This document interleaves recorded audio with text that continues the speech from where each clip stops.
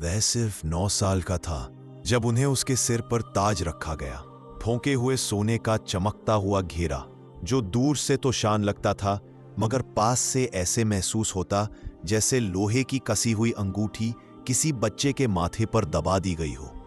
जब तक उसकी आखिरी सांसें टूटकर खत्म हो गईं, इंग्लैंड एक बेचैन ख्वाब खौफ, दहशत भरा सपना की तरह चलने लगा। गलियां खामोश, खिड़कियों के पट बंद और दुआएं ईमान से ज्यादा खौफ में फुसफुसाकर की जा रही थी। एडवर्ड 5 कभी सिर्फ एक बॉय किंग नहीं था, वह यकीन से तेज की गई तलवार था, बच्चे की मासूम सी शक्ल में लिपटा हुआ जुनूनी, एक छोटे कद का जालिम। और उसकी मौत वह कैसी दिखती थी, कैसी बदबू देती थी और देखने वालों पर क्या असर छोड़ गई, इतनी खौफनाक थी कि हेनरी 8 भी शायद नजरें फेर लेता। वही एडवर्ड 5 जो सिर्फ 9 साल की उम्र में बादशाहत की सीढ़ियां चढ़ गया था, नजर में मासूम बच्चे से इंग्लैंड के सबसे बेलचक हुक्मरानों में सख्त होता गया।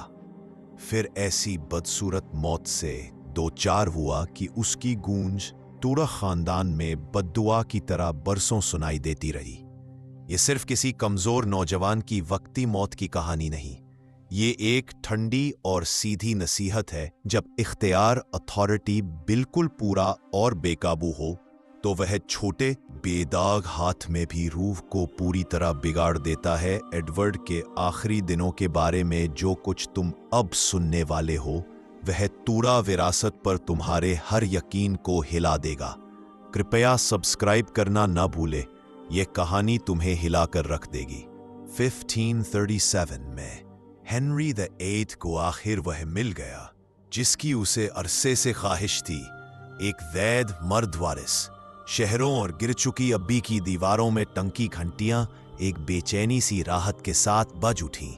गांव के चौकों में बॉनफायर्स भड़क उठे, एल का झाग बहा, कंधों पर थपकी दी गई, जैसे पूरा मुल्क लंबी सांस लेकर हल्का हो गया। एडवर्ड की पैदाइश को पूरे इंग्लैंड में दशकों की सल्तनती बेयकीनी का जवाब समझा गया। उस कचोटती हुई घबराहट का खात्मा जो शाही बिस्तरगाह और दफ्तर दोनों को सताती रही। मगर यह खुशी किस्मत के टैक्स के साथ आई। उसकी मां जेन सीमोर सिर्फ 12 दिन बाद जच्चगी के पीली थकी हुई खून की ऐसी लहर में बह गईं जिसे कोई हकीम फिजिशियन रोक न सका। शैशव, इन्फेंट, वारिस मां से महरूम रह गया। बाप, जो मिजाजी तौर पर पहले से ही शक का आदमी था, बच्चे को और करीब से जकड़कर पकड़ने लगा। शुरुआत से ही एडवर्ड के साथ एक आम बच्चे जैसा सुलूक नहीं, बल्कि इंग्लैंड की नजात, सैल्वेशन जैसा व्यवहार हुआ। मोहब्बत से ज्यादा निगरानी में लिपटा और हर वक्त याद दिलाया गया कि आसमान ने उसे चुना है। बचपन की आम ठोकर, घुटनों की खरोंच, शोरगुल वाले खेल और चोरी के सेब से यह जुदाई एक जालिम को तराशने का पहला कदम बनी। अपनी बहनों मैरी और एलिजाबेथ के बरक्स, वे लड़कियां जिन्होंने बाप का कहर सर्दी के मौसम की तरह झेला और रद्द रिजेक्शन की ठंडी धार महसूस की, एडवर्ड ने सिर्फ तारीफ और परस्तिश, एडोरेशन देखी। हेनरी 8 शायद बेटियों के साथ अपने रवैये पर गिल्ट से बेटे पर ऐसी तवज्जो बरसाता जो तकरीबन इबादत की हद तक पहुंचती। मर्द हद से ज्यादा झुकते, औरतें देर तक झुकी रहती। लड़के ने अपना अक्स आईने से कम और इनके चेहरों से ज्यादा पढ़ा।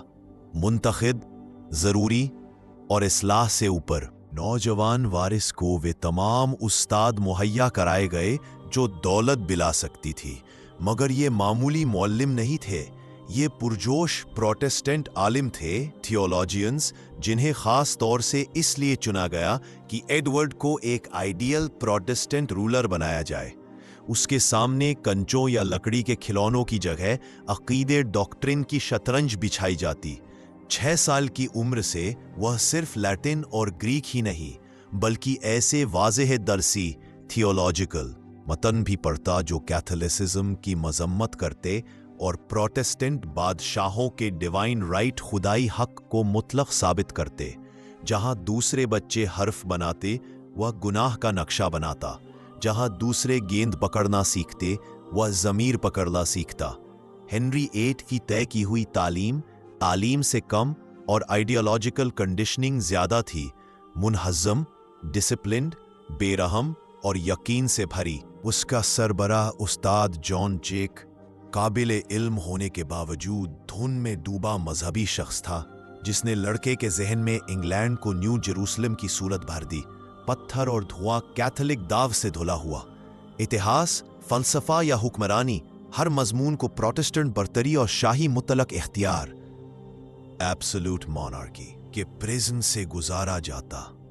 8 साल की उम्र तक एडवर्ड ऐसे पेचीदा आलिमाना दलीलें दे लेता कि क्यों कैथोलिक्स कत्ल के मुस्तहिक है और क्यों उसकी आने वाली हुक्मरानी की मुखालिफत खुदा की मुखालिफत के बराबर है।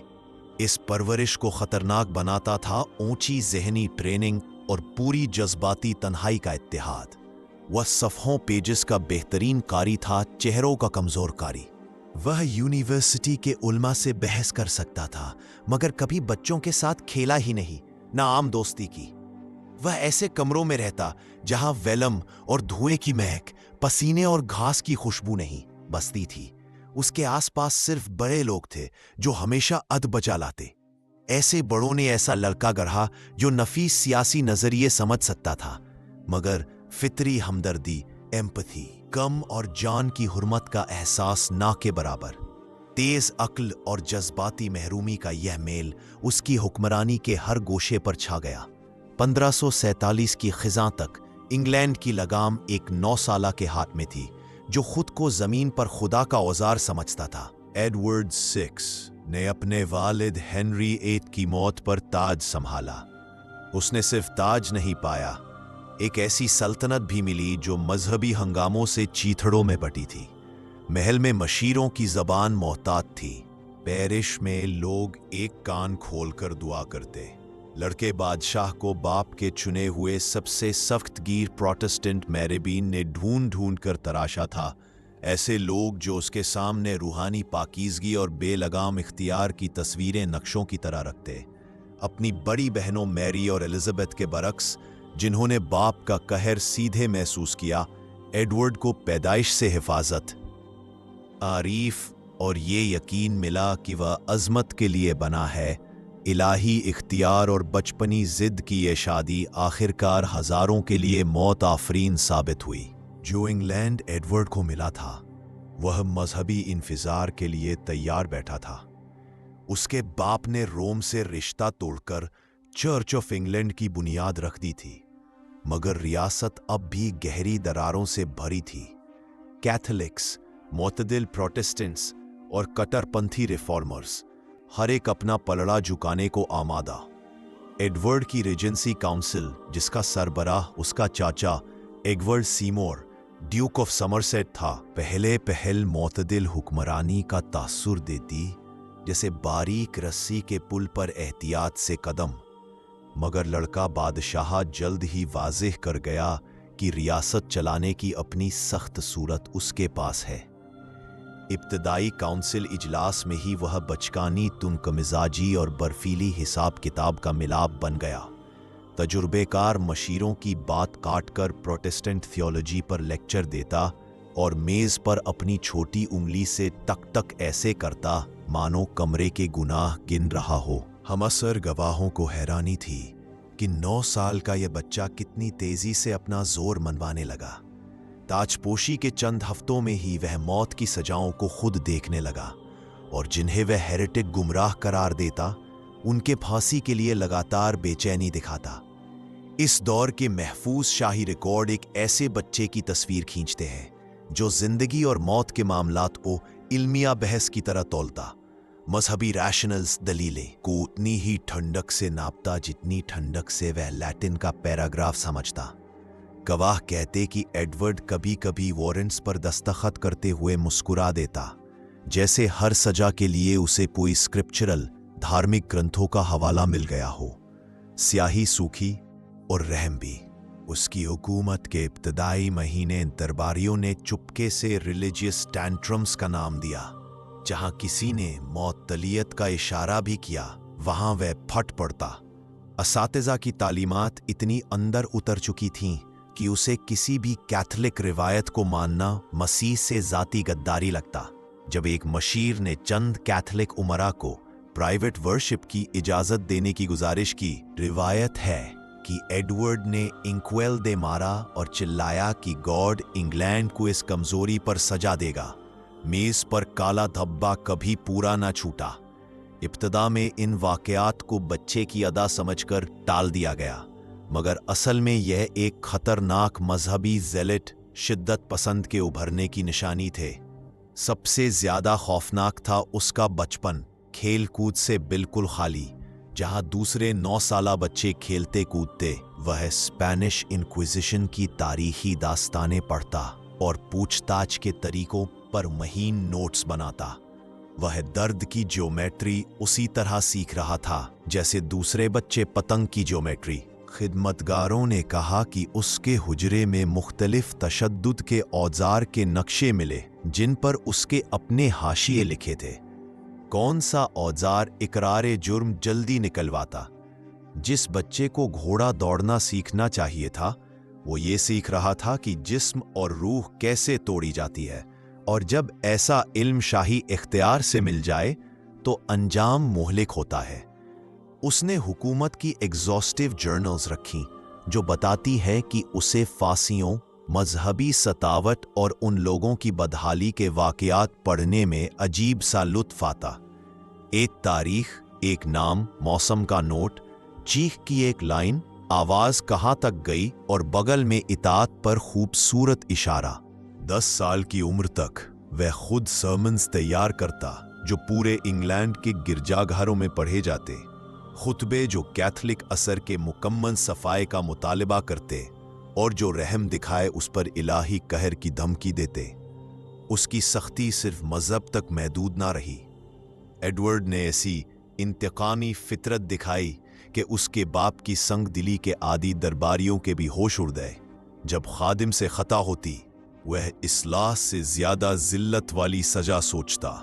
एक बार जब एक पेज ने शाही कागजों पर वाइन गिरा दी तो 11 साला बादशाह के खास हुक्म पर उसे सहन आंगन में घंटों खड़ा रखा गया और दरबारियों ने उस पर सड़ा हुआ खाना फेंका।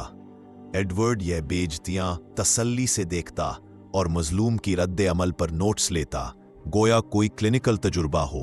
वह इस्लाह नहीं तस्लीम नाप रहा था। इस दौर की जर्नल्स दिखाती हैं कि उसका जहन आम इंसानी एहसास से कटता चला गया। वह दूसरों के दुख को उसी ठंडे सलीके से लिखता जैसे मौसम, दर्द और खौफ उसके लिए इंसानी सानेहा नहीं बल्कि दिलचस्प मुशाहिदात थे। जब एक किचन मेड को मुबैना कैथोलिक प्रेयर्स पर कोड़ों की सजा लगी और वह मर गई तो उसका अकेला लिखा जुमला यह था। यह करेक्शन तवक्को से ज्यादा मुअस्सिर साबित हुई। वह लाइन आज भी चौक की फीकी रेखा की तरह खड़ी है। अपने घर वालों के साथ उसका रवैया शायद उसकी बढ़ती हुई सोशियोपैथी का सबसे वाज़ेह सबूत था। बचपन में बहनों के साथ पला था, मगर तख्त मिलते ही मेरी या एलिजाबेथ के लिए कोई फितरी गर्माहट ना रही। दोनों को भी वह उसी सख्त मजहबी ऐनक से देखता। मेरी एक खतरनाक कैथोलिक थी जिसे काबू या खत्म करना था। एलिजाबेथ प्रोटेस्टेंट मेलियन लीनिंग्स की वजह से कुछ ज्यादा काबिल कबूल, मगर आखिरकार स्ट्रेटजी का हिस्सा। एडवर्ड के लिए रिश्ते बंधन नहीं, हिसाब थे जो उसके नजरिया मकसद की खिदमत में मोड़े जा सके।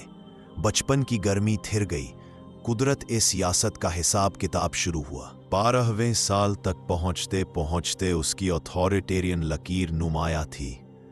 जो लड़का कभी नातावान और किताबों वाला समझा जाता था, अब पॉलिसी पर सीधे कब्जा करने लगा। जिन मशीरों को वह नर्म पाता, उन्हें एक झटके में ओवर रूल कर देता। उसकी प्रोटेस्टेंट रिफॉर्म्स सख्त होती गईं। चर्च अटेंडेंस लाजमी, इन्फॉर्मेंट्स का जाल और मंजूरा अकीदे से जरा सा हटने पर भी सख्त सजा। मर्द हमसायों की शटर्स की आहट सुनते, औरतें फुसफुसाहट को रजाई के नीचे छुपाती।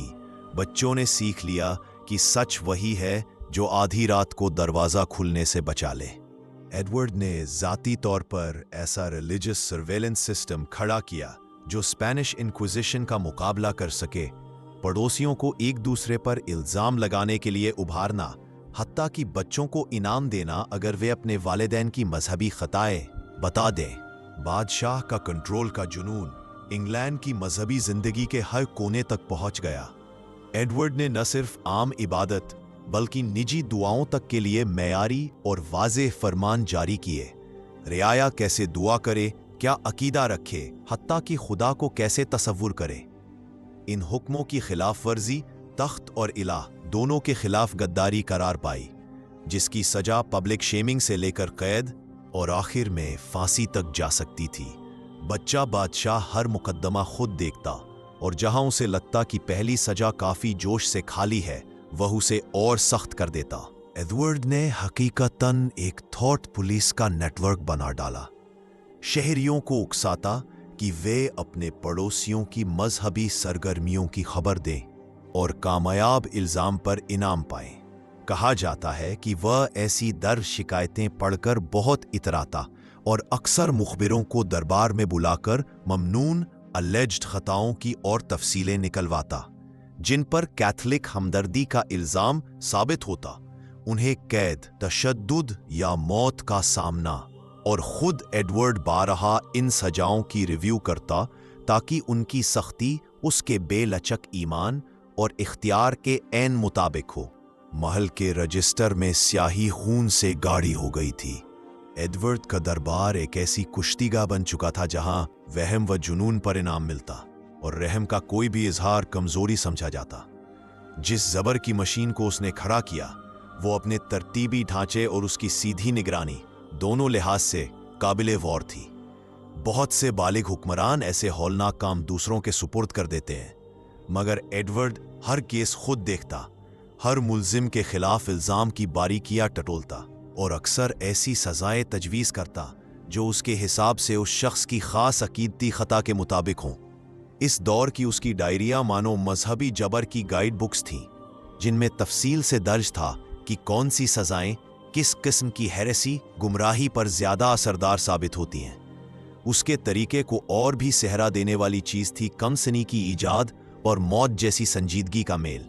जहां रिवायती सजाएं कम लगती, यह नौजवान बादशाह नई बेइज्जती और अजियत के तरीके गढ़ता और हर बार उनकी तौजीह के लिए लंबे इलाहियाती दलीलें पेश करता। एक मौके पर एक कैथलिक पादरी जिसने अपने ईमान से फिरने से इनकार किया, उसे लंदन की गलियों में एक तख्ती उठाकर चलने पर मजबूर किया गया, जिस पर लिखा था मसीह का दुश्मन, और बच्चों को हुक्म था कि उस पर पत्थर बरसाए।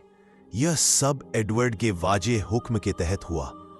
बादशाह ने महल की खिड़की से यह मंजर देखा और रिवायत है कि पादरी की अजियत पर हंसता रहा, जबकि अपने मुहर्रिर को उस वाक़िए पर नोट्स लिखवाता गया। पत्थर धम धम गिरते रहे, कलम कागज खुरचता रहा और उसके ख्याल में सबक बैठ गया। एडवर्ड की मजहबी पाकीज़गी की जिद उसके अपने घर तक फैल गई, जिसने उसकी फितरी शफकत के मुकम्मल फकदान कमी को उजागर किया। वह अपनी सौतेली बहन मैरी, जो पक्की कैथोलिक थी, को रिश्तेदार नहीं बल्कि अपने प्रोटेस्टेंट इंग्लैंड के लिए सबसे बड़ा खतरा मानता था। महफूज निजी खुतूत लेटर्स में उसने उसके बारे में ऐसी नफरत से लिखा जो एक वक्त में छोटी भी थी और सिहरन पैदा करने वाली भी। उसे हरामजादी और मसीह की दुश्मन कहता और मंसूबे गढ़ता कि उसे गैर कानूनी साबित करके या कुफ्र के इल्जाम में कत्ल करवा दिया जाए। जिस लड़के के दिल में भाई बहन वाली कोई रक्कत होनी चाहिए थी, वह खूबसूरत ख्याल बुनता कि अपनी बहन को ईमान की सजा में जलता देखे। उसकी मैरी से अदावत सियासत से कहीं आगे निकलकर ऐसी जाती जहरनाकी में बदल गई थी जिसने उसके सख्तर मशीरों को भी डरा दिया।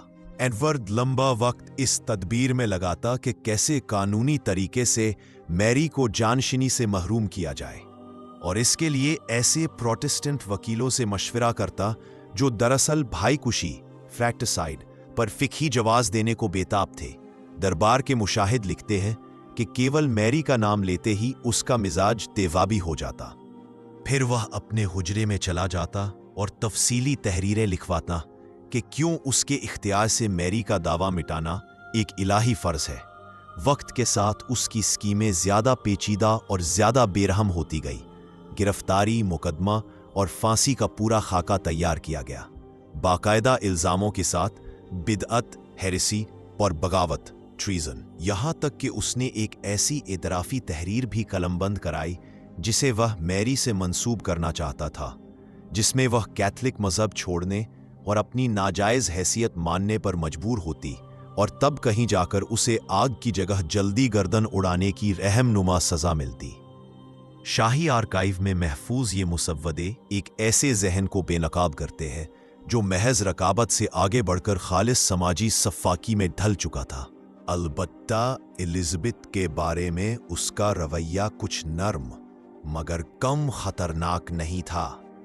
उसके प्रोटेस्टेंट रुझान को वह मंजूर करता था, मगर उसे घर का रिश्ता नहीं बल्कि अपने मजहबी मंसूबे के लिए हिकमत अमली का मोहरा समझता। एडवर्ड का इरादा था कि एलिज़ाबेथ की मुस्तकबिल शादी से प्रोटेस्टेंट इत्तेहाद मजबूत किए जाएं। उसकी ज़ाती खुशी उसके नज़दीक उस सियासी फ़ायदे के सामने बेमानी थी जो ऐसी शादी ला सकती थी। हत्ता कि एलिज़ाबेथ के बारे में उसकी निस्बतन मुआफ़िक राय भी उसी मजहबी जोश की ऐनक से गुजरती, ये वाज़ेह करती कि उसकी नज़र में वह बस एक ज़रिया है जिसके ज़रिए एक कड़े प्रोटेस्टेंट राज का नक्शा आगे बढ़ाया जा सके, न कि एक बहन जिससे मोहब्बत या जिसकी हिफाजत की जाए। रिश्तों की शतरंज में उसके यहाँ कोई क्वीन न थी, सिर्फ मोहरे थे। खानदानी रिश्तों को निभाने की उसकी नाकाबिलियत दरबार के वसी हलकों तक फैली हुई थी। एडवर्ड अपने उमरा, मशीरों और खुद्दाम को ऐसे अफराद नहीं समझता था जिनकी कोई ज़ाती कद्र हो। वह उन्हें बस मोहरे समझता जिन्हें अपने मजहबी व सियासी मंसूबों के मुताबिक आगे पीछे किया जा सके। बरसों की वफादारी एक लम्हे में सफ़ों से मिट सकती थी अगर किसी ने उसकी बढ़ती हुई शिद्दत पसंदी में ज़रा भी कमी दिखाई। एडवर्ड के नज़दीक वफादारी का मतलब था उसके प्रोटेस्टेंट इंग्लैंड के तसव्वुर के आगे बेशर्त सरे तस्लीम खोम, ऐसी वफादारी जिसमें ज़मीर या अखलाकी झिझक की कोई जगह न हो। सच्चे रिश्ते निभाने की असमर्थता उसके वसिया दरबार में भी फैली। उसके लिए उमरा, मुसाहिब, खादिम, कोई शख्स अपनी अजीज़ी में कीमती नहीं, सब उसके मजहबी सियासी डिज़ाइन के प्यादे। बरसों की वफादारी एक झटके में मिट सकती थी अगर किसी ने उसकी बढ़ती इंतहा पसंदी पर पूरा जोश न दिखाया। एडवर्ड के लिए वफादारी का मतलब था उसकी प्रोटेस्टेंट इंग्लैंड की तशरीह के सामने बिल्कुल सरेंडर। ज़मीर या हिचक की कोई जगह नहीं। जब पहली खांसी उठी तो दरबारी फुसफुसाए कि बादशाह को सर्दी लग गई है। दूसरे हफ्ते तक जब उसके रुमाल पर खून के धब्बे नजर आने लगे तो फुसफुसाहट भी खत्म हो गई। हकीम इल्म और बेबसी में लिपटे शराब, पिसे हुए मोती और कूटी हुई जड़ी बूटियों के काढ़े मिलाने लगे। उन नुस्खों में आर्सेनिक भी यूं घुल गया जैसे खामोश लेकिन सख्त फैसले की परछाई। एडवर्ड सिर्फ 15 बरस का था। उसे लूट बजानी चाहिए थी, खेतों में बाज के साथ शिकार करना चाहिए था और थेम्स पर से उठती धुंध को देखना चाहिए था। लेकिन वह आग के पास ऊंची कुर्सी पर बैठा था। उसकी त्वचा कागज की तरह फीकी और ऐसे फरमान डिक्टेट कर रहा था जो उसके सामने जलती लपटों से भी ज्यादा तपा करते। हर लफ्ज उसे आसमान का वजन लिए महसूस होता, या यूं कहिए वह खुद यही यकीन करता था। बीमारी ने उसे झुकाया नहीं, उसने उसे और साफ कर दिया। जितना जिस्म कमजोर होता गया इतना उसका यकीन सख्त होता गया। उसने अपनी सौतेली बहन मैरी के बारे में यूं बोलना शुरू किया जैसे वह खून की नहीं किसी भेस में छिपा शैतान हो। वह कहता उसकी सास भर से ही इंग्लैंड की रूह सर सकती है। काउंसिल से वह फुफकार कर बोलता अगर वह ताज पहन लेगी तो मसीह का सारा काम बर्बाद हो जाएगा। सो उसने चाल चली। उसके बिस्तर के पास John Dudley, Duke of Northumberland आ पहुंचा। वह आदमी जिसे ताकत की बू वैसी पहचान थी जैसे भेड़िए को खून की। दोनों ने मिलकर उत्तराधिकार की लकीर को मोड़ देने की साजिश गढ़ी। मैरी और एलिजाबेथ दोनों को दरकिनार किया जाएगा। उनकी खामोश चचेरी बहन लेडी जेन ग्रे, दीनी, समझदार और आज्ञाकारी, को ताज दिया जाएगा। उनके ख्याल में उसकी पाकीज़गी से इंग्लैंड साफ बना रहेगा। लेकिन जो दस्तावेज एडवर्ड ने तैयार करवाए वे कागज की सतह से भी ज्यादा सियाह थे। उन ऐलानों की लाइनों के दरमियान छुपे हुए हुक्म थे, कैथोलिक जायदाद की जब्ती, उमरा खानदानों की कैद और पवित्र पहरा। ऐसा गुप्त जाल जो नई आस्था की निगरानी की कसम खाने वाले मुखबिरों से बने। हर जुमला यकीन के जहर से टपकता था। आपने गालों को भीतर धंसा दिया था। फिर भी एडवर्ड ड्राफ्ट ऊंची आवाज में पढ़वाता, थरथराते हाथ से लफ्ज दुरुस्त करवाता। रहम नहीं, वह खरखराकर बोला, पाकीज़गी। हर कागज उसने कांपते दस्तखत से साइन किया और मोम से मुहर बंद कराया। वह मोम शमा की लौ पर ऐसे धुआं देती कि खून सा लगती थी। बसंत के आखिर तक महल सड़न और लोबान की महक से भर गया था। पर्दे खींच दिए गए थे ताकि सूरज की रोशनी अंदर ना आ सके। पर्दों की सिलवटों में मक्खियां भन भनाती थीं। जो भी उसके कमरे के आसपास सेवा करता, उसने हल्की हल्की सांस लेना सीख लिया था। एडवर्ड की त्वचा अब स्लेटी हरी पड़ चुकी थी। होठ सूखे दरार वाले दरिया तल जैसे फट चुके थे। उसके सिर के बाल गुच्छों में झड़ते और तकिए से चिपक जाते, जैसे भूले बिसरे भूसे के तिनके हो। जो लड़का कभी फरिश्तों सी खूबसूरती के लिए सराहा जाता था, अब ऐसे दिखता था जैसे सड़े हुए लकड़ी में से कोई संत तराशा गया हो। फिर भी वह उपदेश देता रहा।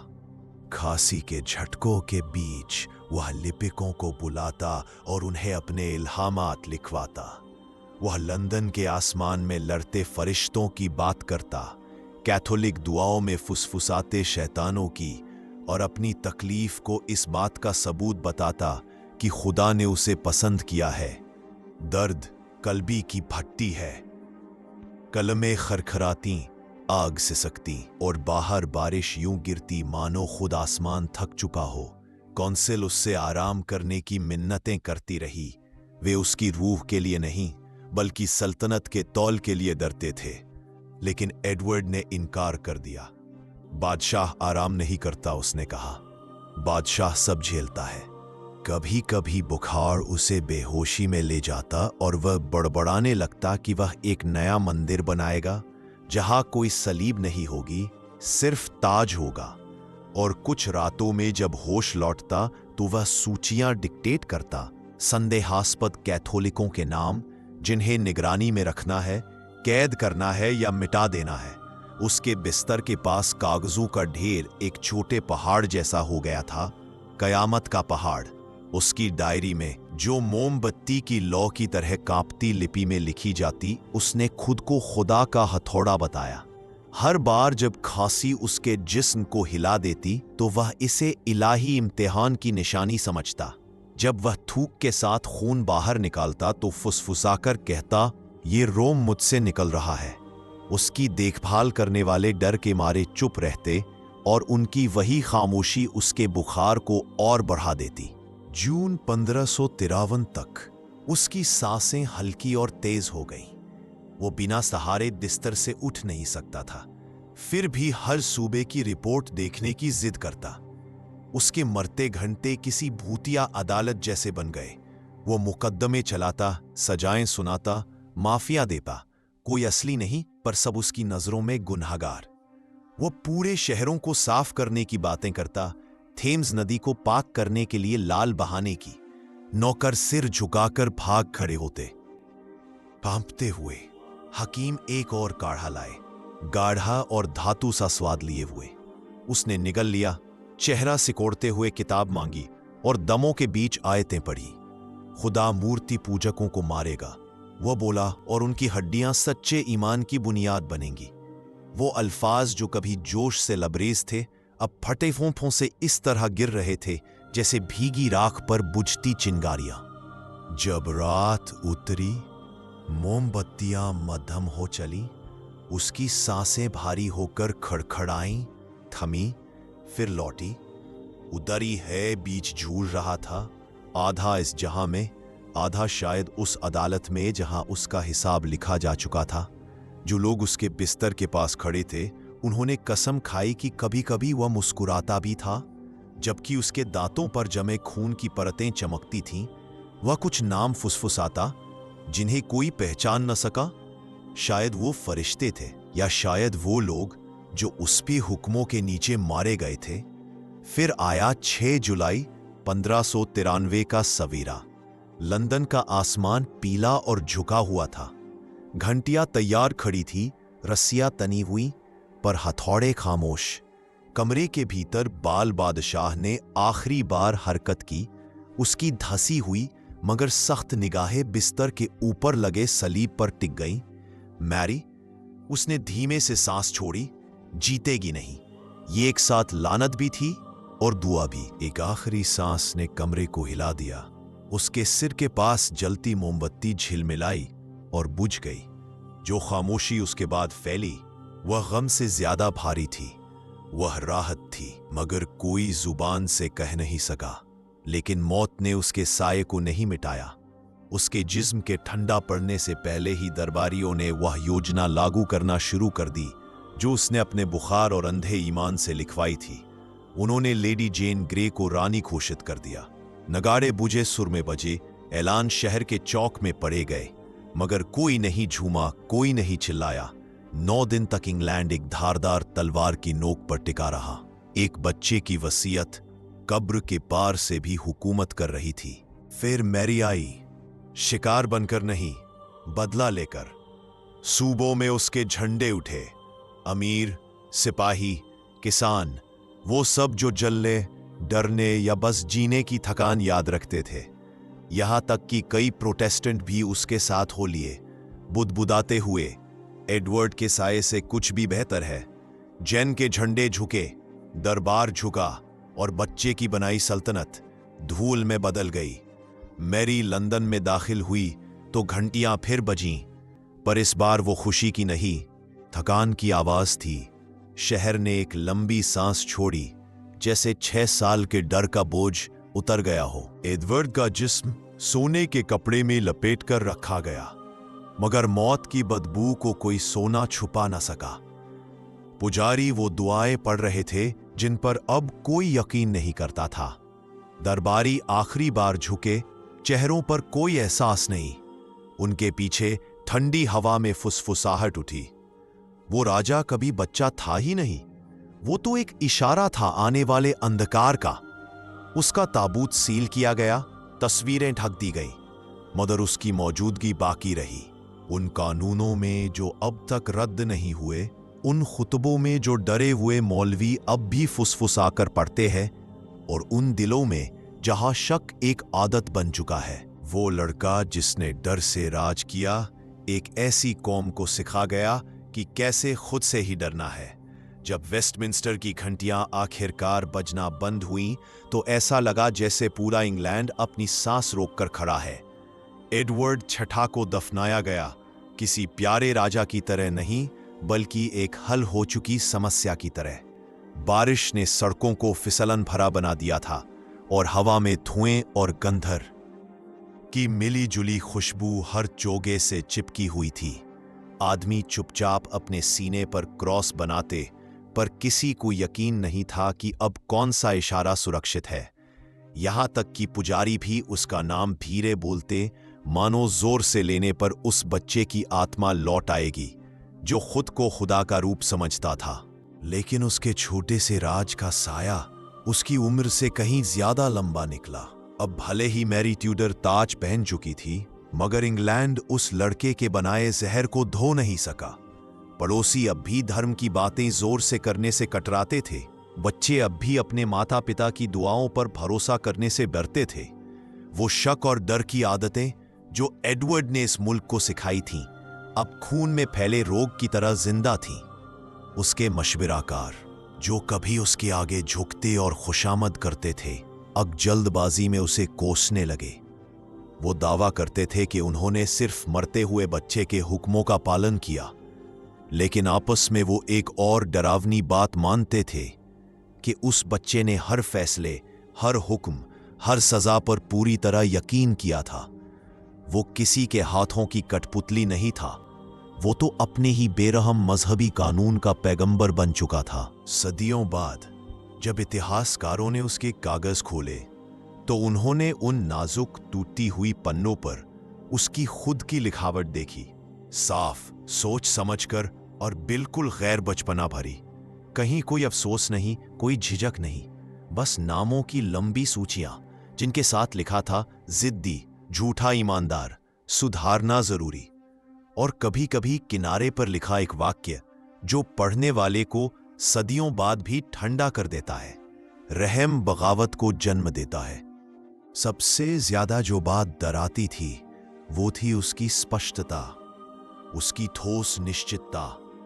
वो बच्चा ना गुमराह था ना धोखे में था, वो पूरी तरह यकीन से भरा हुआ था। और जब यकीन से हमदर्दी मिट जाती है तो वही यकीन बन जाता है खौफ का बीज। जब मैरी सत्ता में आई तो उसने एडवर्ड की विरासत को आग से मिटाने की कोशिश की।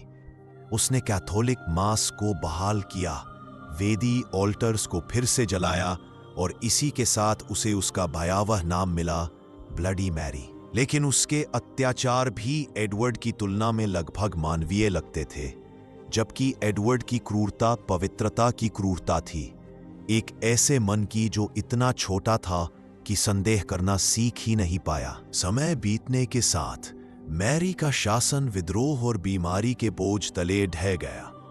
फिर आई एलिजाबेथ, शांत, सोच समझकर चलने वाली रानी, जिसने इंग्लैंड को थोड़ा संतुलित बनाया। पर वो भी अपने भाई की परछाई से कभी पूरी तरह आजाद नहीं हो सकी। जो जासूसी तंत्र एडवर्ड ने बनाया था, देखना, सुनना, शक करना, वही अब एलिजाबेथ के बचाव के औजार बन गए। एडवर्ड ने एक ऐसा संसार चाहा था जहां ईमान एब्सोल्यूट हो। एलिजाबेथ ने एक ऐसा बनाया जहां डर उपयोगी था। उसके भूत ने उसे अच्छी तरह सिखाया था। पीढ़ियों बाद इतिहासकारों ने लिखा, एडवर्ड की जिंदगी सोने और राख में खुदी हुई एक चेतावनी थी। उसने साबित किया कि तानाशाही को उम्र या नफरत की नहीं, बस दया के बिना विश्वास की जरूरत होती है।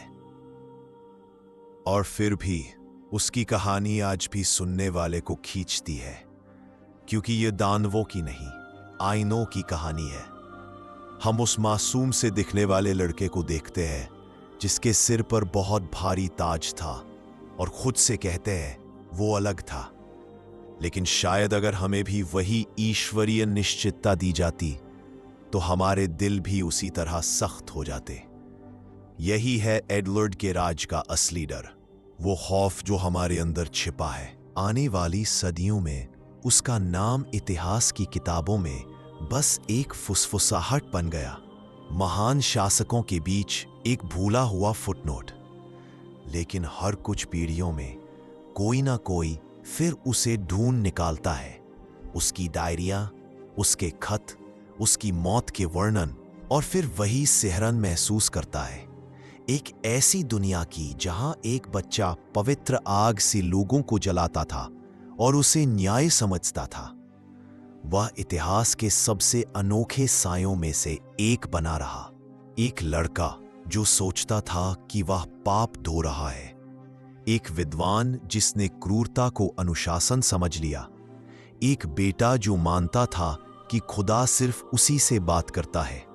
वह अपने पिता का आईना था जिसमें राजा ने कभी झांकने की हिम्मत नहीं की। वह उस साम्राज्य की गूंज था जिसने अपनी आत्मा सांसों से पहले खो दी थी। जब उसका ताबूत बंद किया गया तो सड़न की गंध मखमली कपड़ों से भी बाहर रिस रही थी। कुछ ने कहा ये उसकी बीमारी की गंध है, पर दूसरों ने फुसफुसाया, नहीं, ये तो इंग्लैंड की खुद की बू है। एक ऐसा मुल्क जो अंदर से सड़ चुका था, मुक्ति की तलाश में भटक रहा था, पर उसे समझ नहीं आ रहा था कहाँ मिलेगी माफी। जब अंतिम घंटी बजी और सारा लंदन मौन खड़ा था, एक ही ख्याल भीड़ में गूंजा। किसी ने जुबान से नहीं कहा, बस सबके दिल में था, शुक्र है वो बच्चा चला गया।